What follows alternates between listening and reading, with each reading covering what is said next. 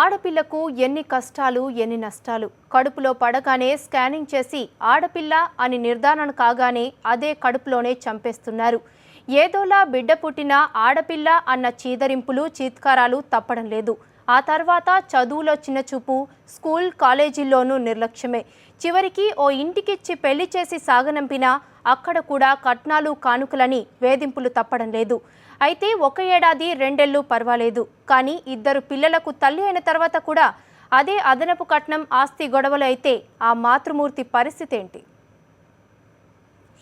మానవ సంబంధాలన్నీ ఆర్థిక సంబంధాలుగా మారిపోయాయి. 9 ఏళ్లు కాపురం చేశాక కూడా మరింత డబ్బు తీసుకొస్తేనే ఇంట్లో అడుగుపెట్టనిస్తానంటూ ఓ మృగాడు భార్యను వేధించాడు. అత్తింటి వారి వేధింపులు తట్టుకోలేక ఆ వివాహిత తన జీవితానికి అర్ధాంతరంగా ముగింపు పలికింది. అయితే తాము కోరిన డబ్బు ఇవ్వకపోవడంతో కోడలి మృతదేహాన్ని ఇంట్లోనే పెట్టుకున్నారు అత్తమామలు. ఈ విషాద ఘటన గుంటూరు జిల్లాలో చోటు చేసుకుంది.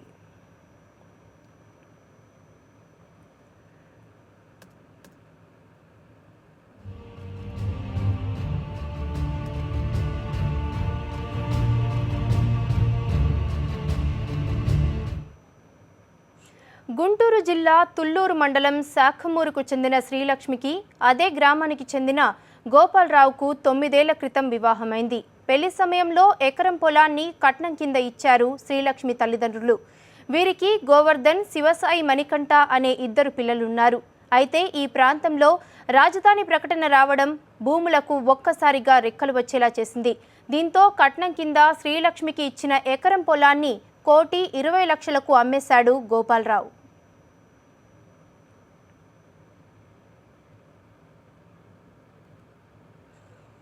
ఇంకా డబ్బు సంపాదించాలనే కారణంతో గోపాలరావు గత కొద్ది రోజులుగా భార్యను వేధిస్తున్నాడు. పుట్టింటికి వెళ్లి ఇంకాస్త పొలం తీసుకురావాలని, లేకుంటే చంపేస్తానంటూ బెదిరించాడు. శ్రీలక్ష్మికి 2 అక్క చెల్లెలు ఉన్నందున ఆస్తి మొత్తం తర్వాతైనా 3 ఆడపిల్లలు పంచేసుకోవాల్సిందేనని, అదేదో ఇప్పుడే పంచుకుంటే వచ్చే పొలాన్ని కూడా విక్రయించుకొని సొమ్ము చేసుకోవాలని గోపాలరావు దుర్బుద్ధితో భార్యను వేధించేవాడు.